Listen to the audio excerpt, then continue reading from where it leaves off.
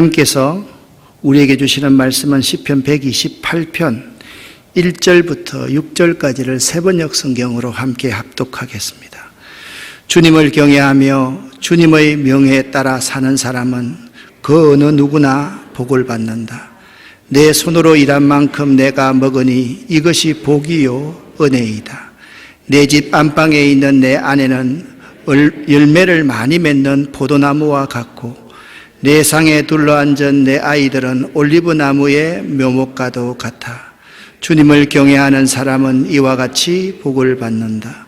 주님께서 시온에서 너에게 복을 내리시길 빈다.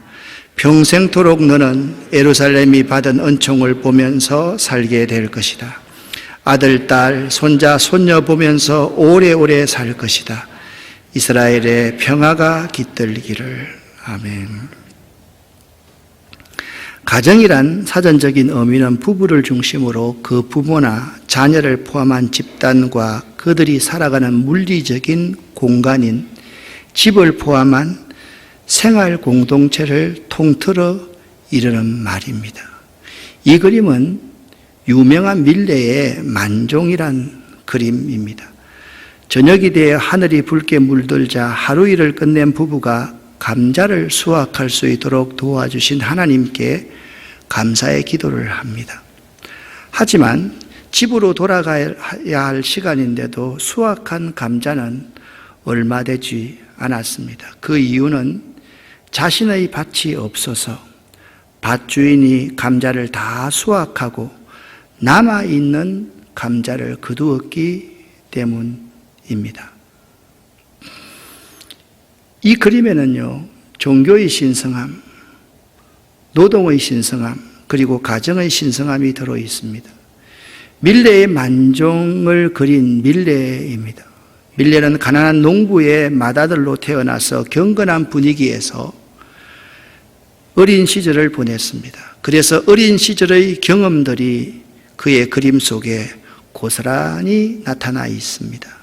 특별히 밀레의 할머니는 하루에 3번 교회 종소리가 들릴 때마다 밀레에게 꼬박꼬박 기도를 하라고 권면하셨습니다. 밀레는 그런 할머니를 떠올리며 그림을 그렸습니다. 다시 한번 밀레의 만종 그림을 보시기를 바랍니다. 오늘날 시대와 달리 그 시대 사람들은 이 그림을 보고 깜짝 놀랐습니다. 일반적으로 그 시대 사람들의 생각은 그림이라는 것은 신화 속의 아름다운 여신이나 멋진 영웅을 그려야 한다고 생각했는데 밀레는 아름답지도 않고 허름한 옷을 입은 농부를 있는 그대로 그렸기 때문입니다. 이렇게 있는 그대로의 모습을 그린 것을 사실주의라고 말을 합니다. 이 그림을 보면 가정이 얼마나 소중한지, 그중 가정에서 부부는 그 가정의 기초이요, 그 가정의 깃털이 되는 자들입니다. 사랑하는 여러분, 가정의 소중함을 결코 잊지 마십시오.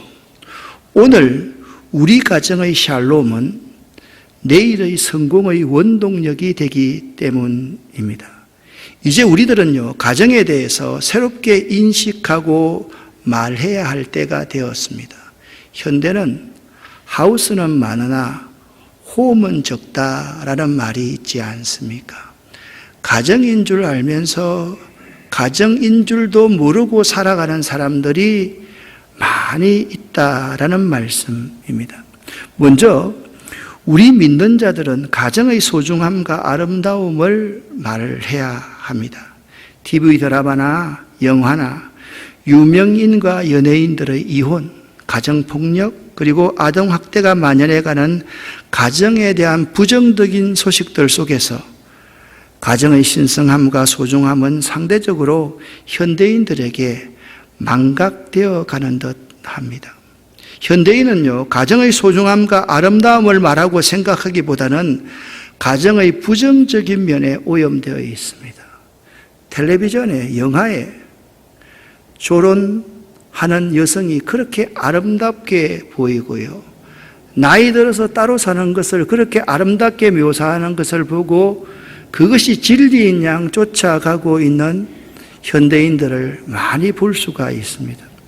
하나님 보시기에 심히 좋았던 가정의 아름다움, 우리를 위해 주신 하나님의 선물로서의 가정의 소중함을 이제 말할 때가 되었습니다. 가정 문제의 가장 중요한 요소는 사랑임을 말해야만 합니다. 특별히 본능적 사랑이 이제는 회복되어야 할 때입니다. 이상하게도 가정에서 합리적인 사랑, 지식과 체험적인 사랑만이 전부가 되어 버렸습니다. 어머니, 아버지의 이 본능적인 사랑은요, 나쁜 것만이 아닙니다. 그분들의 본능적 사랑이 있었기에 그분들은 가정을 위해서, 자녀를 위해서 절대적인 헌신을 할 수 있었으며 그분들이 희생이 가능했던 것을 알아야만 하는 것입니다. 이제 가정에 진리와 지혜가 회복되어야만 합니다. 진리란 무엇입니까? 변하지 않는 참된 이치를 말합니다. 그런데 이 세상에 변하지 않고 사라지지 않는 것이 어디 있습니까? 그래서 예수님께서는 내가 곧 길이요 진리요 생명이다 라고 요한복음 14장 6절에 말씀하셨습니다. 예수님은 어제나 오늘이나 영원토록 동일하신 진리가 되시기 때문에 그렇습니다. 그렇다고 한다면 지혜란 무엇입니까? 사물의 이치나 상황을 제대로 깨닫고 그것에 현명하게 대처할 방도를 세우는 것, 그것을 지혜라고 말할 수가 있습니다. 여러분, 그렇게 방도를 세우기 위해서 가장 중요한 것이 길을 열어서 듣는 것입니다. 하나님을 듣는 것입니다. 하나님을 향해 마음을 열어놓고 그분이 내 속에 들어오도록 기다리는 것이 지혜인 것입니다. 오늘 우리가 읽었던 성경 시편 128편은 가정의 소중함에 대해서 말하고 있습니다. 여러분, 이 성경책 시편 128편을 딱 펴보십시오. 표제어로 성전에 올라가는 노래라 라고 적혀져 있습니다. 오늘 본문인 시편 128편은요, 시편 120편부터 134편에 있는 성전에 올라가는 노래로 표제어가 붙은 성전 순례시 15편 중에서 9번째 시편입니다. 이 짧은 6구절밖에 안 되는 본문에서 복이라는 단어가 무려 4번이나 기록되어져 있습니다. 1절 말씀입니다. 제가 한번 읽어보겠습니다. 여호와를 경외하며 그의 길을 걷는 자마다 복이 있도다. 쉬운 성경입니다. 여호와를 공경하고 두려워하는 자는 복 있는 사람입니다. 그분의 말씀대로 사는 자는 복 있는 사람입니다. 그런데 우리 한글 성경에는 이렇게 나와 있지만 히브리 성경 원문에는 아시레라는 히브리어가 제일 먼저 나옵니다. 아시레라는 뜻은 뭐냐면 복되어라 라는 뜻입니다. 행복하도다 라는 뜻입니다. 그래서 원문을 그대로 사역해 보면 다음과 같습니다. 1절을 사역한 성경으로 같이 읽어보겠습니다. 복되어라 여호와를 경외하며 그의 길을 걷는 그 어느 누구나. 아멘. 이 구절은요, 흔히 우리가 잘못 말하곤 하는 어떻게 하면 복을 받을 수 있는가라는 복 받는 방법과 조건을 말하고 있는 것이 아닙니다. 그런 것이 아니라 사람을 보면서 아, 저 사람 참 복 있는 사람이구나. 아, 이분은 참 행복한 사람이로구나. 감탄하며 선포하는 말씀이 1절의 말씀인 것입니다. 사람을 보면 보이지 않습니까? 이분 참 복 있는 사람이구나. 저 사람 참 행복하게 보이는구나. 그 말씀이 1절 말씀이라는 겁니다. 즉 여호와를 경외하며 그의 길을 걷는 이 사람은 얼마나 복 있는 사람인가. 참 복되어라. 그런 감탄사가로 먼저 시작하는 문장인 것입니다. 그리고 하나님을 경외하며 그 길을 걷는 자, 그 누구나 모두 복되다라고 선언하고 있습니다. 오늘 시편 128편은 하나님을 경외하며 그 길을 걷는 순례길에서 순례자들이 부르는 노래입니다. 우리는 순례길을 잘 안 가지만 저 중동에 있는 사람들은, 믿는 사람들은 다 순례의 길을 가면서 신을 생각을 합니다. 그때 내가 그 순례길을 걷는 순례자들을 향해, 나도 힘들지만 순례하는 사람들을 향해서 이렇게 말을 하는 겁니다. 당신은 참 복된 사람입니다 라고 선언하는 축언이 오늘 본문의 말씀입니다.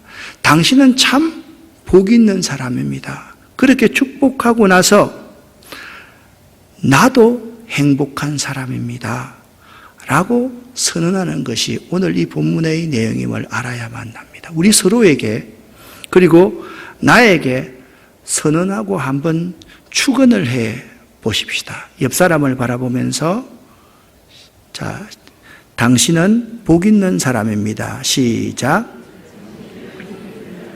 다시 눈을 보면서 해야지. 그냥 하지 마. 다시 시작. 당신은 복 있는 사람입니다. 그 다음에 나는요, 나는 행복한 사람입니다. 나는 행복한 사람입니다라고 이야기할 때는 다른 사람 보지 말고 자기 자신에게 집중할 수 있어야 됩니다. 제가 한번 해볼게요. 당신은 참 복 있는 사람입니다. 나는 행복한 사람입니다. 그렇게 순례자들에게 축복하는 말이 오늘 시편 128편 1절의 말씀이라는 겁니다. 그러면 도대체 복 있는 사람은 어떤 모습입니까? 2절 말씀을 제가 한번 읽어보겠습니다. 네 손으로 일한 만큼 네가 먹으니 이것이 복이요 은혜이다. 아멘. 시편 기자는요, 그 복 있는 사람의 모습을 아주 소박하고 평이하게 표현하고 있습니다. 그 복이 거창하지도 않습니다. 환상적이지도 않습니다. 이상적이지도 않습니다. 소박한 일상을 말하고 있습니다. 네 손이 일한 만큼 네가 먹으니 이것이 복이요 은혜입니다. 아멘. 여러분, 제가 청년들을 많이 가르쳤기 때문에 주례를 상당히 많이 했습니다. 어제도 주례를 하면서 제가 첫 번째 복, 이 말씀을 드렸습니다. 무슨 복입니까? 하나님, 이 가정이 땀 흘리는 복, 열심히 성실하게 일하는 복을 받기를 원합니다. 남편과 아내가 퇴근했을 때 서로의 이마에 송글송글 맺혀 있는 그 땀을 닦아줄 수 있는 복이 참 부부간 가정에서의 복입니다. 오늘 2절에 그 복이 뭐냐? 네 손이 일한 만큼 네가 먹으니 이것이 복이요 은혜입니다 라고 말씀하고 있다라는 것입니다. 사랑하는 성도 여러분, 오늘 시인은요, 우리에게 분명하게 말합니다. 우리가 일한 만큼, 수고한 만큼 먹는 것이 복입니다. 아멘. 그냥 한번 이럴 때는 아멘을 좀 해보세요. 우리가 일한 만큼, 수고한 만큼 먹는 것이 복입니다. 그렇지 않아요, 그렇죠? 그런데 하나님께서 우리에게 지금 이렇게 되묻습니다. 당신은 도대체 얼마나 더 먹어야 복이 된다고 생각하십니까? 그건 복이 아니지 않습니까? 라고 말을 하고 있는 것입니다. 우리들은요, 복하면 크고 거대하고 풍성하고 넘치고, 아니 차고 흘려 넘치는 것으로 복을 이해합니다. 복이요, 이렇게 대체어가 된 지 오래입니다. 욕망과 만족과 대박의 대체어가 된 지 오래입니다. 복이라면 대박 나세요, 그게 복이라고 생각을 합니다. 여러분, 욕망의 그릇 크기에 다 채우면 복이다라고 생각하면, 이 욕망의 그릇을 다 채울 수 있는 것이 이 세상에 어디 있습니까? 없습니까? 아무것도 없습니다. 내 욕망의 크기만큼 다 채워져야 복이라고 한다면 그것은 어떤 복도 있을 수 없다라는 거예요. 그런데 오늘 성경은 말합니다. 네가 네 손으로 수고한 대로 먹을 수 있는 것이 복이요 은혜이다. 할렐루야. 여러분, 우리에게 감사가 없는 이유가 무엇인지 아십니까? 내 욕망의 그릇에 무한히 담겨져야지 복이라고 생각하니까 감사가 없는 거예요. 어디 그게 다 담겨질 수 있는 것이 세상에 있습니까? 만약 여러분의 삶에 감사가 없으시다면, 감사를 회복하고 싶다면 일상의 노동, 땀, 수고를 귀하게 여길 수 있어야만 할 것입니다. 복은요, 다른 거 아니에요. 내가 수고한 대로 내가 먹을 수 있다면 그것이 복이요 은혜가 되는 것입니다. 기독교가 타락한 원인이 무엇인지 아십니까? 기독교인들 가운데 예수라는 본질을 잃어버렸습니다. 예수가 어떤 분입니까? 사랑 아닙니까? 예수가 어떤 분이십니까? 하늘의 밀로 썩어지는 희생하신 분 아닙니까? 예수가 어떤 분이십니까? 자기 뜻을 접고 하나님의 뜻에 순종하신 분이 예수 아닙니까? 예수는 철저하게 이기적인 삶을 사신 분이 아니라 이타적인 삶을 사셨던 분이 예수입니다. 우리 가운데 이런 사랑과 희생과 순종과 이타적인 삶이 없다라고 하면 그 사람을 어떻게 그리스도인이라고 말할 수가 있겠습니까? 철저하게 움켜쥐는 삶을 산다고 하면 그 사람은 그리스도인이 이미 아니죠. 종교인들이요, 많이 변질되었습니다. 어떻게 변질되었느냐? 종교인들이 블루 칼라를 잃어버렸습니다. 화이트 칼라라는 것은 통하얀색 칼라가 달린 정장 셔츠를 입고 사무실 책상머리에 앉아서 일하는 직장인, 머리 굴리고 펜대 굴리고 책상 위에서 모든 걸 하고 말로서 모든 것을 다 해결하는 사람을 화이트 칼라라고 이야기를 합니다. 그런데 예수님이 목수 아니었습니까? 예수님은 블루 칼라였습니다. 베드로가 어부 아니었습니까? 베드로가 블루 칼라였습니다. 사도 바울이 텐트 메이커 아니었습니까? 사도 바울이 집 짓는 사람이었기 때문에 그때 만난 아굴라와 브리스길라에게 공감을 갖게 되었고 그들을 예수의 제자로 키워냈지 않습니까? 그리고 우리들의 아버지 어머니도 다 거의가 모두 블루 칼라 아니었습니까? 여러분, 사랑은요, 삶을 통해서, 노동을 통해서 사랑을 보여주게 되는 거예요. 삶이 없으면 사랑이 뭔지 증명해 보일 수가 없어요. 내가 다른 사람을 위해서 희생하지 않고 어떻게 사랑을 보여줄 수 있습니까? 내가 순종하지 않고 내 뜻을 접지 않고 어떻게 함께 그 뜻을 이루어갈 수 있습니까? 내가 이기적인 삶을 살면서 어떻게 공동체를 유익하게 만들어갈 수가 있습니까? 오늘 성경은 분명히 말씀하고 있습니다. 네 손이 일한 대로 먹는 것이 복이요 은혜입니다. 아멘. 이렇게 분명히 말씀하고 있습니다. 전도서 3장 13절 말씀을 여러분과 제가 함께 읽어보겠습니다. 사람이 먹을 수 있고 마실 수 있고 하는 일에 만족을 누릴 수 있다면 이것이야말로 하나님이 주신 은총이다. 아멘. 그렇습니다.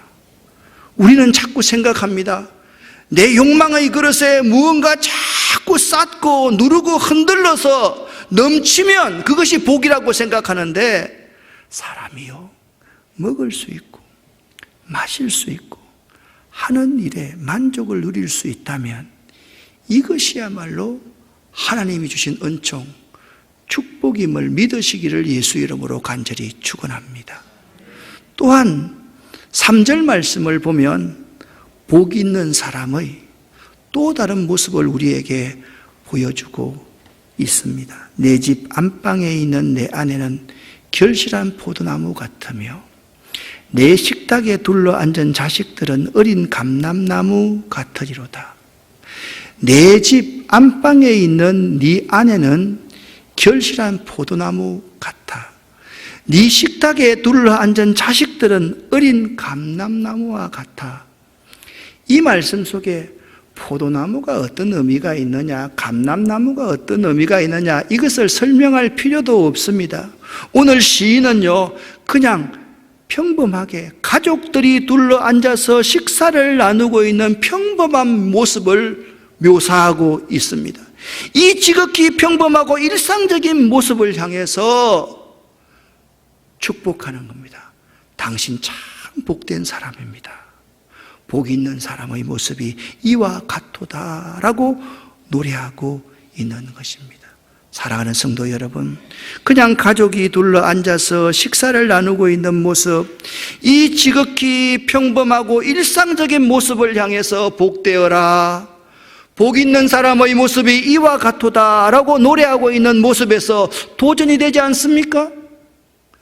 여러분, 도대체 얼마나 대단한 복을 찾고 살기에 그렇게 분주하게 살아왔습니까? 그렇게 분주하게 살고 있습니까? 얼마나 특별한 복을 쫓아 살아가고 있습니까? 그 돈이 그만큼 벌어질 때 가정이 정말 행복했습니까? 자녀가 올바로 자랐습니까? 그렇지 않지 않습니까? 우리는 그 복이 영원하지 않다는 것을 경험적으로 너무나도 잘 알고 있습니다. 오늘 우리가 부를 찬송가 559장에 보면 이런 가사가 있습니다. 사철에 봄바람 불어있고 하나님 아버지 모셨으니 믿음의 반석도 든든하다. 우리 집 즐거운 동산이라. 고마워라 임마누엘, 예수만 섬기는 우리 집. 고마워라 임마누엘, 복되고 즐거운 하루하루. 아침과 저녁에 수고하여 다 같이 일하는 온 식구가 한 상에 둘러서 먹고 마셔. 여기가 우리의 천국이라. 고마워라 임마누엘, 예수만 섬기는 우리 집. 고마워라 임마누엘, 복되고 즐거운 하루하루. 아멘. 코로나가 끝나가는 바로 이 시점에 우리들이 이러한 가족의 일상들을 회복할 수 있어야만 할 것입니다. 여기서 아버지와 어머니의 역할이 매우 중요합니다. 여기 아버지 되시는 여러분, 지금부터 좀 더 가정적이고 좀 더 자상하십시오. 여기 어머니 되시는 여러분, 좀 더 본능적이 되십시오. 그리고 이 성경적인 기초에 충실하십시오. 유대인들은요, 아내가 유대인이고 그리고 남편이 유대교 믿지 않는 불신자라고 해도 그 사람을 유대인으로 취급합니다. 왜? 어머니의 성경적인 기초가 매우 중요하기 때문입니다. 사랑하는 여러분, 오늘 4절 말씀을 보면 이런 말씀이 기록되어져 있습니다. 여기 NASB라고 나와 있는데요, 이것은 어떤 번역본인가 하면 New American Standard Bible입니다. 이 영역을 그대로 잘 번역해 놓은 것이 뭐냐면 공동번역입니다. 4절을 공동번역으로 함께 읽어보겠습니다. 보아라, 야훼를 경외하는 자는 이렇게 복을 받으리라. 아멘. 그러니까 하나님을 경외하는 사람이 어떤 삶인지, 그 삶이 얼마나 복된 삶인지, 그것을 당신의 경험적인 눈으로 똑똑히 바라보아라. 그렇게 말씀하고 있는 것입니다. 우리가 눈을 떠서요 보면요, 야, 저 가정 참 복받은 가정이구나, 저 가정 참 행복한 가정이구나, 저 부부 참 행복한 부부로구나, 그게 보이지 않습니까? 그렇습니다. 오늘 4절은 그 말씀을 하고 있는 것입니다. 여호와를 경외하는 자는 이같이 복을 얻는다는 것을 네 경험적인 눈으로 잘 똑똑히 보아라 라고 말씀하고 있는 것입니다. 이제 마지막 기회가 우리들에게 주어졌습니다. 이 마지막 기회를 무엇이 복인지를 똑똑히 볼 수 있어야만 합니다. 내 욕망의 그릇을 다 채우는 것이 복이 아닙니다. 거대하고 넘치는 것이 복이 아닙니다. 우리의 일상, 네 수고한 대로 네가 먹을 것이라, 이것이 복이고 은혜입니다. 아멘이죠. 여러분, 내 아내가 내 곁에 있고 내 남편이 내 곁에 있는 것이 복입니다. 우리 자녀들과 한 상에 둘러 앉아서 먹고 마실 수 있는 이 평범한 일상이 복이라는 사실을 잊지 말아야만 하는 것입니다. 그 평범함 속에서 위대한 역사가 일어난다라는 사실을 알아야만 합니다. 이제 우리들은 축복을 기원해야만 합니다. 자, 오늘 이 시편 128편이요, 순례자들이 순례할 때 불렀던 시편이다. 기억나십니까? 순례자들이 순례를 할 때 있잖아요, 5, 6절에서 축복을 제사장들이 기원을 하듯이 성전 제사장이 순례자를 향해서 이렇게 축복 기도를 하고 있습니다. 하나님을 경외하는, 그래서 순례의 길을 걸어온 그 복된 순례자를 향해서 흐뭇함으로 축복 기도를 합니다. 당신이 건강해서 이렇게 순례할 수 있는 당신은 행복한 사람입니다. 그리고 당신을 축복할 수 있는 나도 행복한 사람입니다. 그렇게 축복의 선언을 하고 있는 것입니다. 5절과 6절 말씀을 함께 읽어보겠습니다. 여호와께서 시온에서 내게 복을 주실지어다. 너는 평생에 예루살렘의 번영을 보며 내 자식의 자식을 볼지어다. 이스라엘에게 평강이 있을지로다.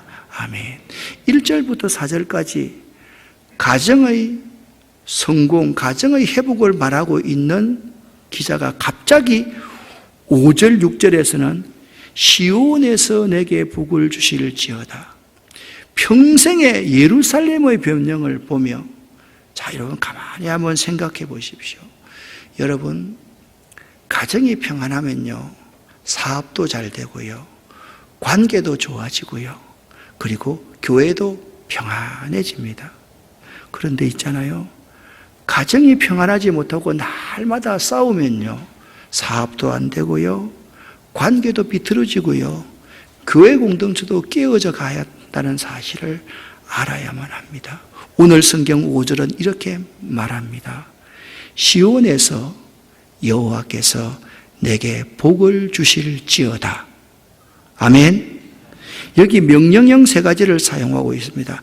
복을 주실지어다, 내 자식의 자식을 볼지어다, 이스라엘에게 평강이 있을지로다 라고 말씀하고 있습니다. 내 평생에 예루살렘의 번영을 볼 것이라는 거예요. 가정이 평안하면요, 예루살렘의 번영을 볼 수 있는 것입니다. 저는 수없는 목사님들을 친구로, 그리고 후배로, 선배로 섬겨 지금까지 왔습니다. 교회가 아무리 시끄러워도요, 가정이 평안하면요, 그 어려운 것을 극복해 나갈 수가 있습니다. 교회가 아무리 평안해도요, 가정이 평안하지 못하면 그 교회에서 견뎌내지 못하는 선후배들을 참으로 많이 보았습니다. 메시지 성경에서는요, 이 5, 6절 말씀을 이렇게 기록하고 있습니다. 함께 읽어보겠습니다. 예루살렘에서 행복을 누려라. 평생토록 손자, 손녀를 보며 행복을 누려라.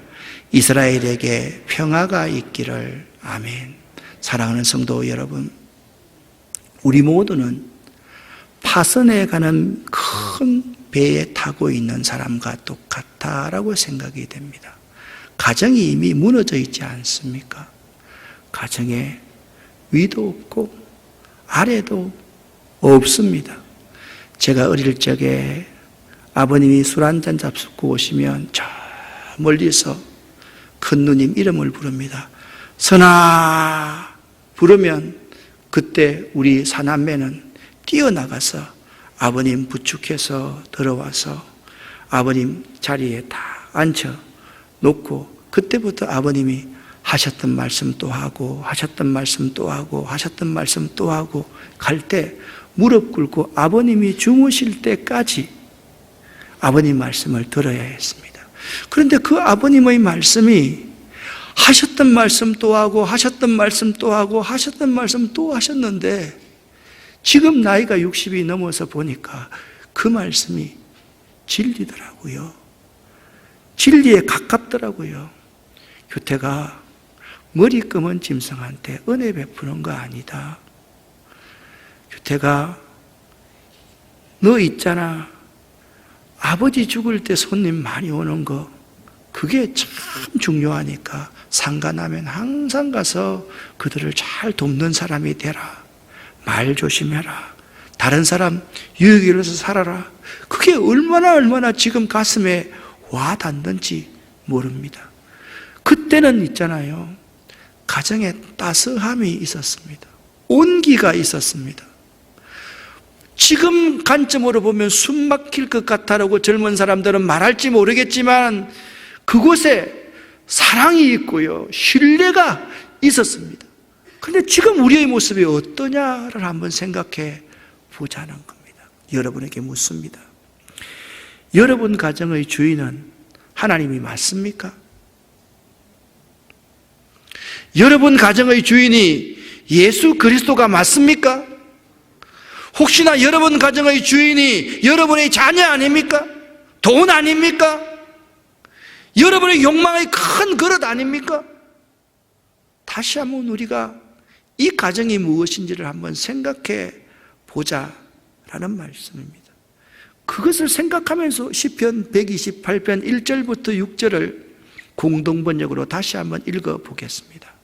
복되어라 야훼를 경외하며 그의 길을 걷는 자, 내 손으로 일하여 그것을 먹으니 그것이 내 복이며 너의 행복이다. 너의 집 안방의 내 아내는 포도알 푸짐한 포도나무 같고 밥상에 둘러 앉은 내 자식들은 올리브 나무의 햇순과 같구나. 보아라, 야훼를 경외하는 자는 이렇게 복을 받으리라. 야훼께서 시온으로부터 복을 내리시어 내 평생 모든 나라를 예루살렘의 번영을 바라보며 아들 손자 많이 보게 하여 주시기를. 이스라엘의 평화가 있으라. 아멘. 사랑하는 여러분, 우리는 침몰해 가는 큰 배에 타고 있습니다. 우리의 가정들이 침몰해 가고 있습니다. 여러분과 제가 주여 이제는 일상을 회복시키소서라고 기도할 수 있어야만 할 것입니다. 말씀드렸듯이 이전에는 비록 부족하고 배는 골았어도 가족이 따스함이 있는 곳에서 우리들이 살아왔더랬습니다. 그런데 지금은 어떻습니까? 등 따숩고 배는 부르지만 우리의 가족끼리의 온도는 냉랭합니다. 이기적입니다. 서로를 위하는 마음이 없습니다. 부모에게 순종하는 마음도 사라지고 부모는 그냥 어버이 주일 때 한 번 찾아가 뵙는 것이 저 같은 못된 목사들이 하는 모습입니다. 그렇지 않습니까, 여러분? 그래서 여러분과 제가 주님, 우리를 긍휼히 여기시옵소서. 이제 아름답고 행복한 가정, 사랑과 순종이 있는 가정으로 회복되게 도우소서. 그렇게 기도할 수 있어야만 됩니다. 남편들은 좀 더 자상하고 좀 더 가정적이 되십시오. 아내들, 자매들은 좀 더 본능적이고 주님의 말씀의 기초에 충실하십시오. 그리고 새롭게 가정 이루기를 꿈꾸는 자들은 아름답고 복된 가정 꿈꾸시며 여러분이 기도할 수 있기를 예수 이름으로 간절히 축원합니다. 기도하겠습니다. 하나님 아버지여, 이 모든 말씀을 예수 그리스도 이름으로 간절히 기도드렸습니다. 아멘.